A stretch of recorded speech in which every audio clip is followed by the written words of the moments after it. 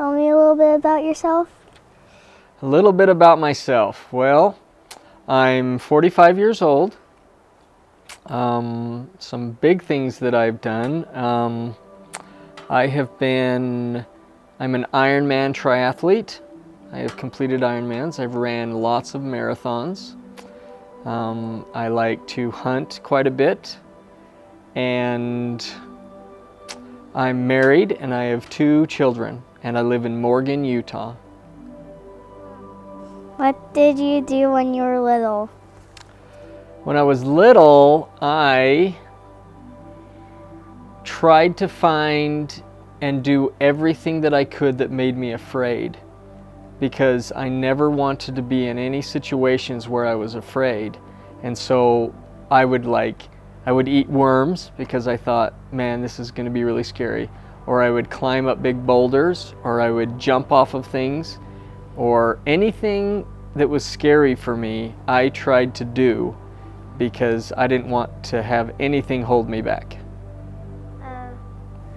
What did you do for work? For work, I do numerous different things. Primarily, I build houses, but I also run a property management company, which means that I rent homes to people or apartments and collect the rent from them. And then also, at times, I guide big game hunters. And then I also own a whole bunch of cows. So I'm kind of like a cattle baron. Tell me about your accident. Well, my accident, so I was plowing snow just right over here, and I was plowing with snow on a tractor, and we had lots of snow that day. And I was plowing by our creek that's down here, and we have a rope swing that's held away from a tree by a steel pole, and then the rope was hanging down, and I hooked that rope swing with the back of my tractor, and I didn't know it. And as I pulled on that, the steel pole bent, snapped in half, then spun around and drove right into the top of my head. And now I have a 4-inch hole in my head, and lots of bone shards went into my brain. And luckily I woke back up enough to be able to call my wife, and at that time I realized I couldn't move any of my body other than this arm. And they came and got me in an ambulance and took me to the hospital. And I was there for about 2 weeks. I didn't even know what was going on. I was kind of in a coma. And that's kind of where you are alive, but you can't communicate, and you're kind of in a sleep. And I was there for quite a while, and I kept trying to die. My body just wasn't acting right, and they were breathing for me. And they had a big tube in my mouth, and it was not very much fun for me. But I came out of that, and then I went to a rehab center, and I stayed there for just over a month and a half more. So in total, I spent 2 months in the hospital, and then I was able to come home.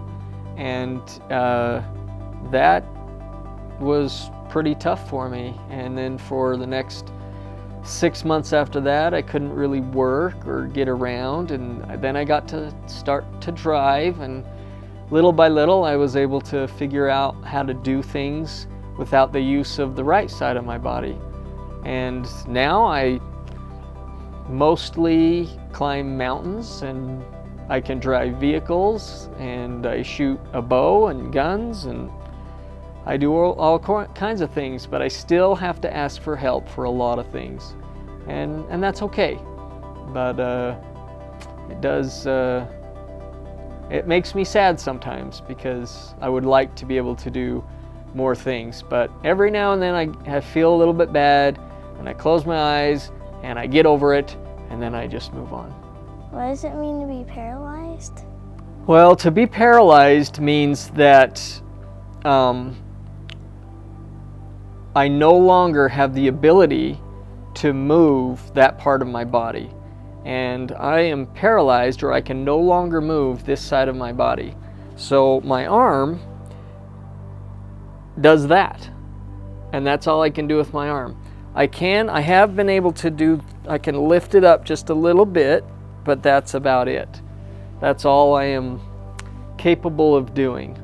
Can you show us your brace? Yeah, so I wear this brace on my leg right here, and it keeps my ankle from going sideways so my ankle doesn't twist, and then it keeps my toe up off the ground so that I can walk. Otherwise I would just drag my toe on the ground and it would cause me to trip and fall all of the time.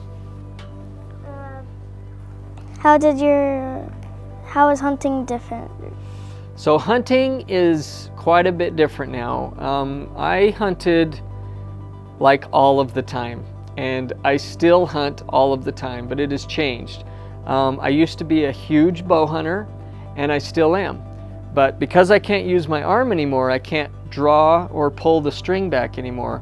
So now I hold my bow and I bite down on a little tab on my bowstring with my teeth, and I shoot like that. And now when I shoot a gun, I have to hold it with my left arm, and I have to rest it on a tripod or a clamp that holds up my gun for me, because I can't hold it all by myself. So hunting has changed a lot for me. I can't get the places I want to go anymore, but just because something happened to you doesn't mean that you have to stop doing what you love. What is your advice to others that are going through a big change? So my advice to other people to help them out, I would say, no matter what you're going through, someone else is also going through something similar or even more difficult. And when I thought of that and realized that this is really hard for me, I have been able to find other people that have had things even worse. And so I realized, you know what? There's nothing special about me, and all I have to do is deal with the problems that I have now. And that's okay. It stinks sometimes, and it's very hard a lot of times, but I have a really good friend that broke his neck, and he is a quadriplegic, which means he can't move anything other than his head. And I thought, at least I have an arm and a leg that works. So lots of people go through hard things. Lots of people have depression or substance abuse problems, and they all deal with things. Me, I just can't use my arm and leg. And so in the end, it's not too tough. What are some everyday things that people need to help you with? Things people need to help me with. Well, this morning I actually had to ask my wife to cut my fingernails. Try to go home and cut your fingernails with one hand. Because I can actually cut my fingernails on one hand, but the other hand doesn't work, and so I can't cut my fingernails. So that is something that I have to ask for help, and it is terrible that I have to ask for that, but is okay. Another thing, like if we ever go to a restaurant and I need help cutting my meat or cutting something, I can't cut things with a knife anymore because I only have one hand. Writing, I used to write all the time. I loved it, but I only can write with my left hand. But the problem is, think about it, when you go to write on a piece of paper, you take your hand that you're not using and you hold the paper still, and then the other hand you use to write with. But now I put my pen on the paper and write, and it just slides all over the whole place. So there are some things that are very difficult. Brushing my teeth with my left hand, I'm getting better at it, but it's been really hard to learn how to do that. Tying shoes, I don't tie shoes anymore. So I have these cool little shoes now that I just have to undo, and then I click it back in, and then I can turn it, and it tightens it back up. Pretty cool, huh?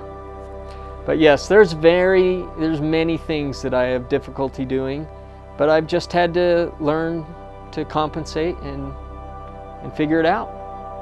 Is there anything else you want to say?